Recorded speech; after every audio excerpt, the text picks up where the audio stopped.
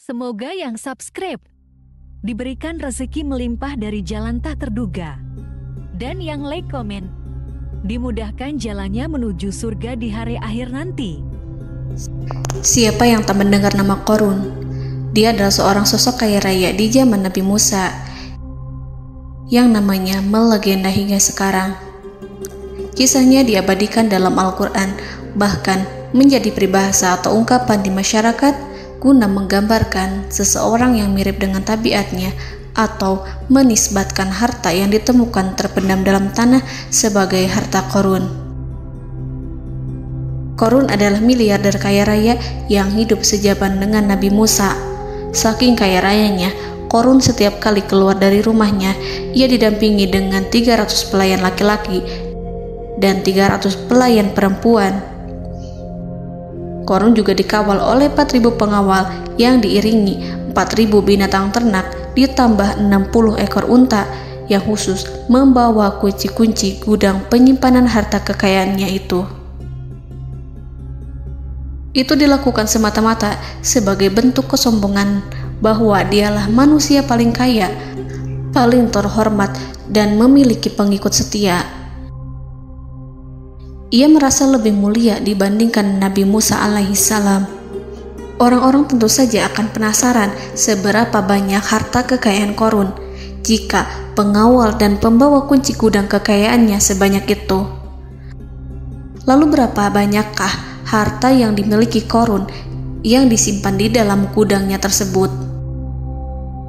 Sebelum saya melanjutkan, dimohon untuk menonton video ini sampai selesai supaya tidak ada kesalahpahaman dalam memahami isi cerita, serta mohon bantu channel ini semakin berkembang dengan cara tekan subscribe dan silakan tinggalkan like serta komen positifnya. Semoga dukungan pemirsa Risalah Kehidupan bernilai pahala dan menjadi wasilah dimudahkannya segala urusan pemirsa sekalian. Pemirsa Risalah Kehidupan, di zaman sekarang banyak orang yang mengistilahkan rezeki yang tak terduga dengan istilah harta Qorun. Lalu dari manakah sumber harta kekayaan Qorun yang sangat luar biasa itu? Serta di manakah Qorun dan hartanya ditenggelamkan? Siapakah Qorun dan bagaimana kisahnya dengan Nabi Musa? Qorun merupakan kaum Nabi Musa alaihissalam. Disebutkan oleh Ibnu Jurayj, nama lengkap Qorun adalah Qorun ibnu Yashar, ibnu Qahis, ibnu Lawi, ibnu Yakub. Ia merupakan putra paman atau sepupu Nabi Musa alaihissalam. Pasalnya, Nabi Musa alaihissalam sendiri adalah putra Imran, sedangkan Imran adalah putra Qahis. Dengan kata lain, Qorun masih satu kakek dengan Nabi Musa alaihissalam, yakni kakek Qahis.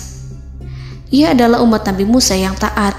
Tidak hanya memiliki banyak harta, Qorun juga termasuk orang yang cerdas dan berilmu.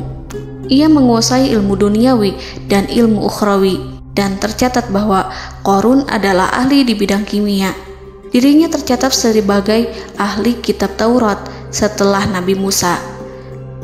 Kepandaian Qorun dalam ilmu agama membuat dirinya sering disebut dengan ilmu nawir, atau orang yang memberi cahaya dan penerangan.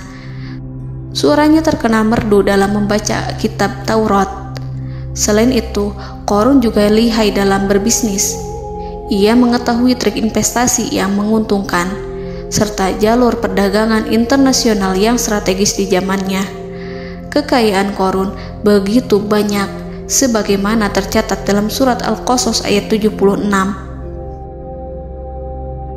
Sesungguhnya Qorun termasuk kaum Musa, tetapi dia berlaku aniaya terhadap mereka. Kami menganugerahkan kepadanya perbendaharaan harta yang kunci-kuncinya sungguh berat dipikul oleh sejumlah orang-orang yang kuat.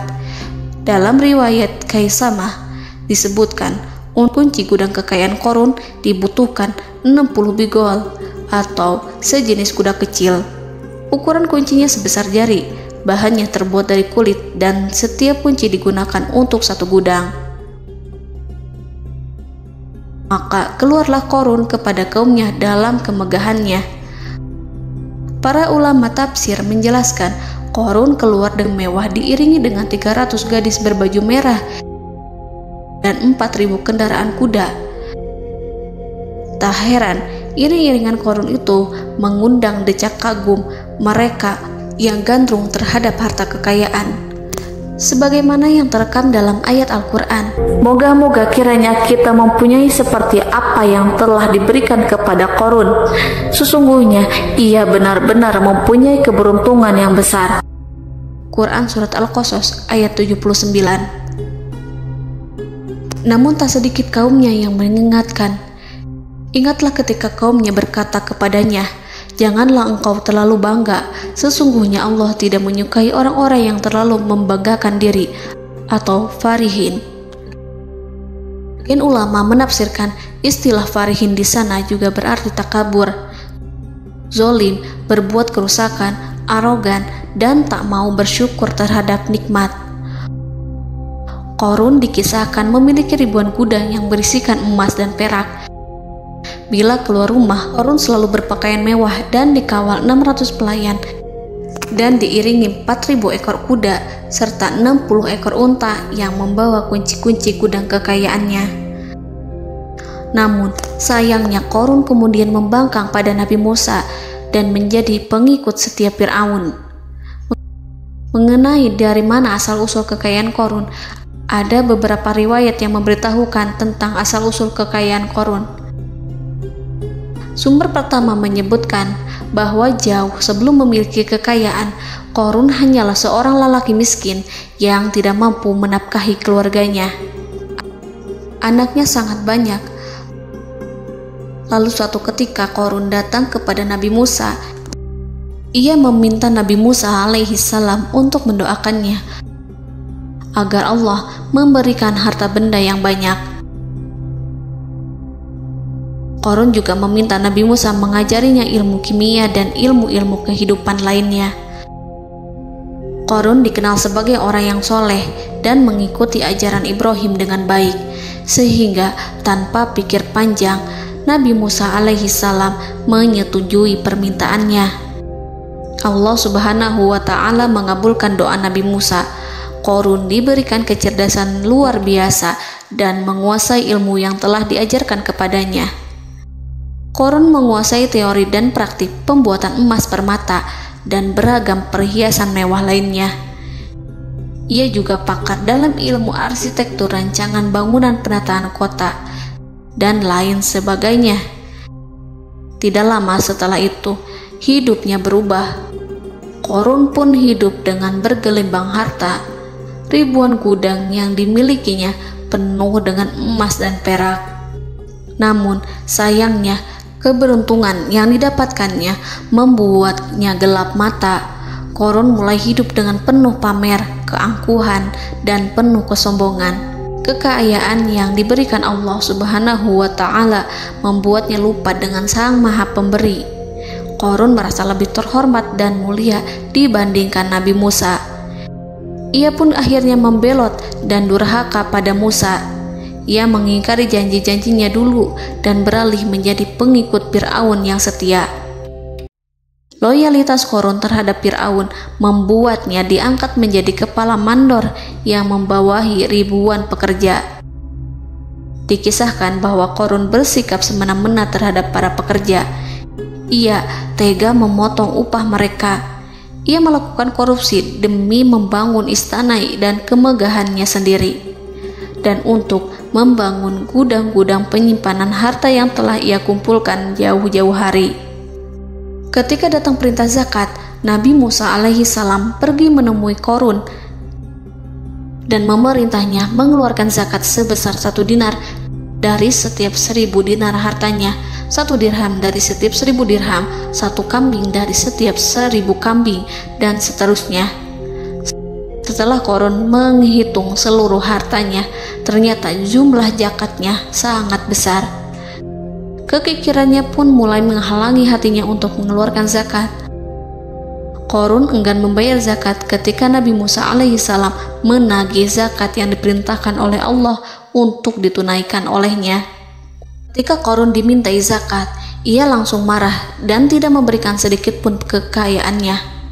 Dia berpikir bahwa harta kekayaan yang dimilikinya didapat dari hasil kerja dan usahanya, dan tidak ada kaitannya dengan siapapun, termasuk Allah Subhanahu wa Ta'ala.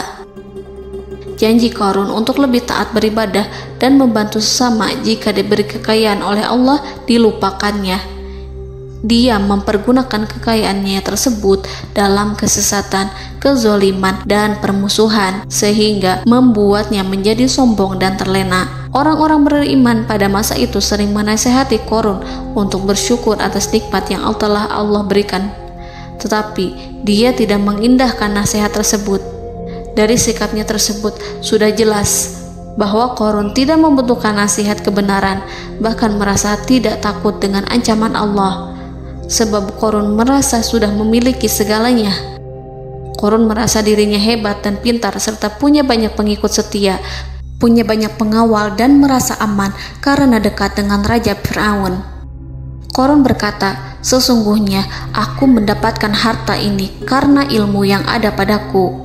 Qarun sangat sombong. Ia merasa hartanya didapatkannya sendiri tanpa campur tangan dan kehendak Zat yang Maha Kaya, yakni Allah Subhanahu wa Ta'ala. Apakah Qarun lupa ataukah ia tidak tahu bahwa Allah telah membinasakan orang-orang sombong sebelumnya yang bahkan lebih kuat darinya, yang lebih kaya darinya, yang lebih banyak pengawalannya, lebih kokoh dan tak terkalahkan dibanding dirinya? Karena terdorong sifat kikir dan angkuh, maka Qarun membuat rencana untuk melakukan tipu daya agar dia terlepas dari kewajiban membayar zakat. Dia ingin menjatuhkan nama baik dan citra baik Nabi Musa. Kemudian dia mengumpulkan tokoh-tokoh konglomerat Bani Israel. Ia berkata kepada mereka, "Wahai saudara-saudaraku, terhadap apa yang diperintahkan Musa untuk membayar zakat, apakah kalian akan mematuhinya? Sekarang dia hendak mengambil harta yang ada di tangan kalian, maka pikirkanlah suatu cara untuk menghindari perintahnya." Para pembesar-pembesar yang dipanggil kemudian menjawab, "Wahai paduka Qarun, engkau lebih besar daripada kami. Kami akan melakukan apapun yang kau inginkan." Qarun berkata, "Datangkanlah kepadaku wanita cantik. Aku akan memberinya hadiah besar jika ia berhasil menggoda dan memfitnah Musa." Ketika wanita cantik yang diinginkannya datang, Qarun memberikan kepadanya uang muka sebagai jaminan. Ia akan membayarkan seluruh yang dijanjikannya ketika berhasil menjalankan misinya. Bukan hanya itu, Qarun pun berjanji akan menjadikan wanita ini sebagai istrinya. Keesokan harinya, Qarun mengumpulkan Bani Israel. Setelah itu, Qarun menghadap kepada Nabi Musa seraya berkata, "Orang-orang menanti kedatangan Anda, sampaikanlah saran dan nasihat kepada mereka." Nabi Musa kemudian keluar dari rumahnya. Ia mulai menyampaikan nasihat pada umatnya. Di antara nasihatnya, beliau berkata, "Barang siapa yang mencuri, aku akan memotong tangannya. Barang siapa yang memfitnah, aku akan mencambuknya sebanyak 70 kali. Barang siapa yang tidak mempunyai istri dan dia berbuat zina, maka aku akan mencambuknya sebanyak 70 kali. Adapun barang siapa yang memiliki istri dan ia berbuat zina, aku akan rajam dia sampai mati." Qarun kemudian berkata, "Apakah ini juga berlaku untuk Anda jika Anda sendiri yang berbuat zina? Apakah Anda akan menerima hukumannya?" Kemudian Nabi Musa menjawab, "Ya, meskipun saya sendiri yang melakukannya." Maka kemudian Qarun memanggil wanita yang telah dibayarnya. Wanita itu berdiri di depan Nabi Musa dan Bani Israel yang telah berkumpul, mengaku sedang hamil karena berhubungan badan dengan Nabi Musa. Maka marahlah Nabi Musa atas fitnah kejam yang diarahkan kepadanya. Kemudian Nabi Musa melakukan sholat 2 rakaat, lalu mendatangi wanita itu dan menyumpahnya agar mengatakan siapa yang menyuruhnya. Wanita itu menjadi ketakutan. Ia bergemetar di depan Nabi Musa dan mengaku bahwa yang menyuruhnya adalah Qarun. Lalu wanita itu bertaubat dan meminta maaf kepada Nabi Musa. Seketika Nabi Musa bersujud seraya berdoa kepada Allah agar menimpakan azab kepada Qarun. Allah memberi wahyu kepada Musa bahwa bumi telah dijadikan tunduk kepada perintah Nabi Musa. Kemudian Nabi Musa berkata kepada bumi, "Wahai bumi, telanlah Qarun beserta kekayaannya, habiskanlah semua." Kala itu Allah menurunkan wahyu kepada Musa alaihissalam untuk memerintah bumi apapun yang diinginkannya. Begitu Nabi Musa alaihissalam datang dengan wajah sangat marah, barulah Qarun merajuk, "Wahai Musa, sayangilah aku." Sementara Nabi Musa alaihissalam tak bergeming. Beliau lantas berkata pada bumi, "Wahai bumi, ambillah mereka." Seketika rumah Qarun mulai bergetar. Qarun dan antek-anteknya mulai dibenamkan hingga bagian lututnya. Rumahnya ikut turun sedalam lutut. Qarun kembali merajuk, "Sayangilah aku Musa." Rumahnya kembali berguncang. Kini Qarun dan kawan-kawannya kembali terbenam hingga pusar. Demikian pula rumahnya. Qarun terus merajuk, "Wahai Musa, sayangilah aku." Sementara Nabi Musa alaihissalam kembali meminta bumi, "Wahai bumi, ambillah mereka." Rumah Qarun berguncang lagi, sementara Qarun dan kawan-kawannya terus terbenam hingga bagian tenggorokannya. Demikian pula rumahnya. Qarun lagi-lagi menjerit, "Wahai Musa, sayangilah aku." Namun Nabi Musa alaihissalam tak bergeming. Beliau terus meminta bumi menelannya hingga akhirnya Qarun dan kawan-kawannya hilang seluruhnya ditelan bumi.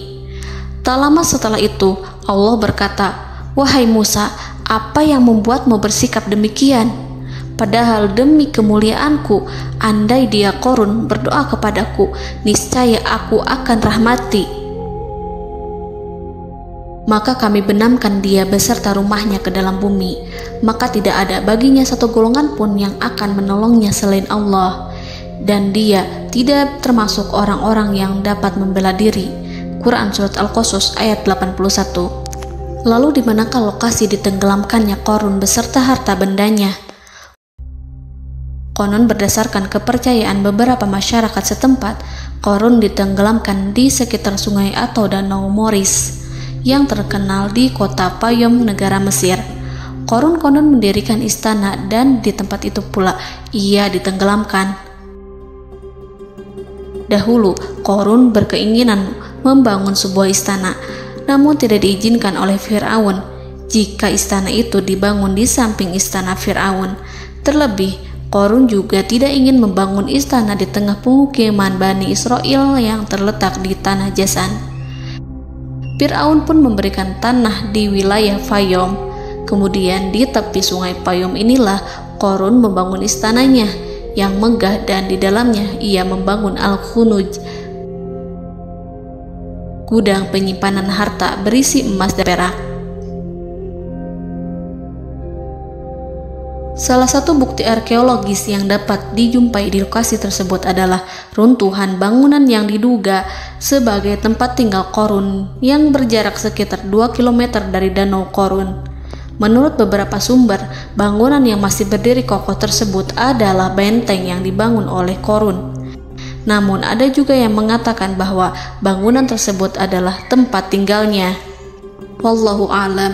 Semoga kita semua dijadikan orang yang Allah mampukan menjadi orang kaya namun tidak seperti Qarun,